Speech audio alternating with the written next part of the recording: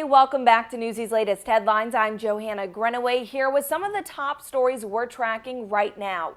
12 people in Alabama have died as Tropical Depression Claudette swept across the southeastern U.S. According to Butler County officials, 10 people, including 9 children, were killed Saturday in a 15-vehicle crash. The coroner says the vehicles likely hydroplaned on wet roads.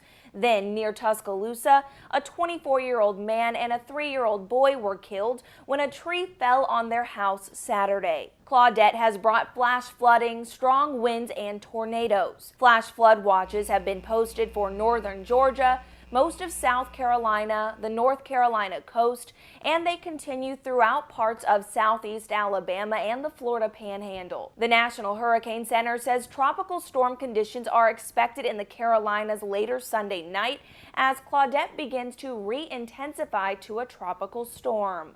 Meanwhile, some top academics spoke with ABC about the ongoing debate regarding critical race theory being taught in classrooms. Manhattan Institute senior fellow Glenn Lowry says he believes some conservatives are concerned about the way American history would be framed when classrooms discuss race. I think the concern is about the narrative.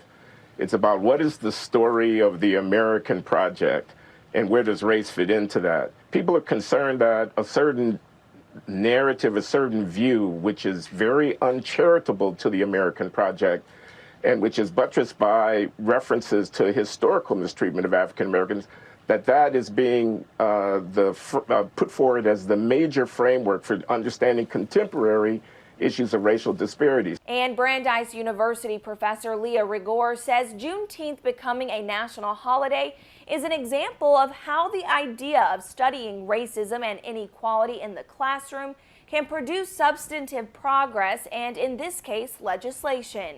And so part of, I think, what we have to understand here is that the celebratory moment that we have for Juneteenth right now is the kind of thing that people are trying to legislate against, right? The study of that actual Juneteenth, the study of a moment like Tulsa, which we recently kind of commemorated, the 100th anniversary of Tulsa. You don't want to legislate against that. You don't want to ban against that because it'd be legislating against the truth and it would be legislating against history as it happened. And in other news, astronauts did their second spacewalk in less than a week Sunday to install powerful new solar panels outside the International Space Station. They picked up where they left off Wednesday when problems prevented them from unrolling the new parts. The spacewalkers managed to unfold and align the solar panels so that both halves are now end-to-end. They had to wait until they were back on the night side of Earth and the station's old solar panels were no longer soaking up sunlight and generating power before making the final power connections. Thanks for watching Newsy. We'll be back with more headlines soon, but stick around right here for other top stories coming your way.